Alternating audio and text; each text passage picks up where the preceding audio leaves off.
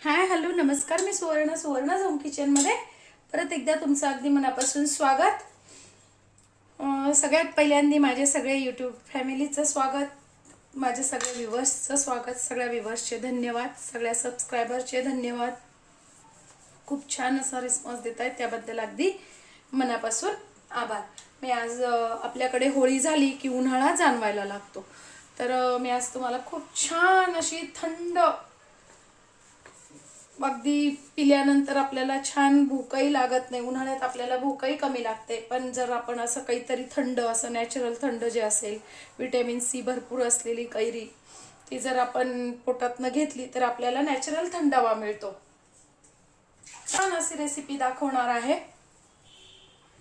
ती म्हणजे कैरीचं पन्ह। तर सगळ्यात पहिल्यांदा मी एक बाजारातनं, आता छान बाजारात कैऱ्या आलेल्या आहेत, तर इथे मी अर्धा किलोला थोडीशी कमी आहे अशी मी कैरी घेतलेली आहे। छान कडक कैरी घेतलेली आहे, पण्यासाठी अशी कडक कैरी घ्यायची म्हणजे गर छान निघतो आपल्याला। तर सगळ्यात पहिल्यांदा कैरी छान पाण्यात एक 15 ते 20 मिनिटासाठी छान पाण्यात भिजून ठेवायची आहे, म्हणजे त्याचा जर चीक वगैरे काही असेल झाडाचा तर तो निघून जातो पाण्यात। स्वच्छ धुवून घेतल्यानंतर कैरी आपल्याला छान अशी सालून घ्यायची आहे।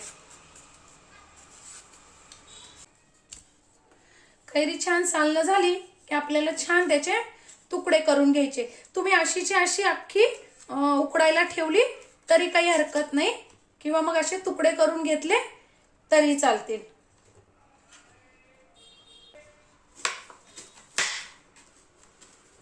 तुकडे करून घेतलेले आहेत कैरीचे।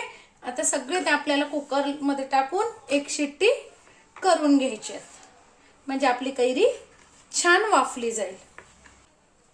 कैरी छान चिरून घेतली की आपल्याला फक्त थोडंसं पाणी टाकून कैरी छान वाफवून घ्यायची। बघा आपली कैरी छान मस्त अशी शिजलेली आहे, पूर्ण छान एकदम अशीच आपल्याला करून घ्यायची आहे। आता ही पूर्ण गार करून घ्यायची आपल्याला।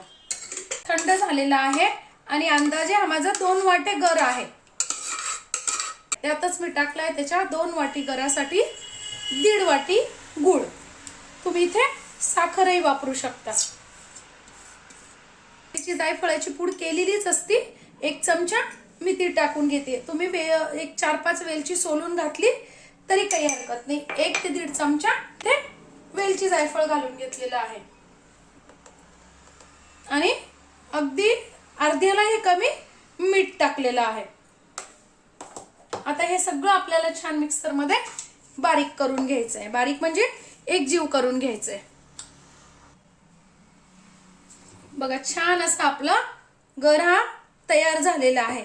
आता याच्यात काहीच घालायची गरज नाही आपल्याला, एकदा फक्त आपल्याला तो गाळून घ्यायचा आहे, म्हणजे त्याच्यात काही जर असेल काही घाण वगैरे किंवा काही जाड एखादं राहिलं असेल तर ते सगळं निघून जातं। या पद्धतीने आता मी छान तो गाळून घेतेय, आणि असा गर तुम्ही 1 ते 2 महिने फ्रीज मध्ये करून ठेवू शकता। आता बारीक करताना मी कुठेही पाण्याचा वापर केला नाहीये। बघा पूर असं आपलं गर तयार झालेला आहे। आता तुम्ही असाचे असा एका ग्लासला 2 चमचे या प्रमाणात तुम्ही सरबत तयार करू शकता। मी तुम्हाला दाखवते करून।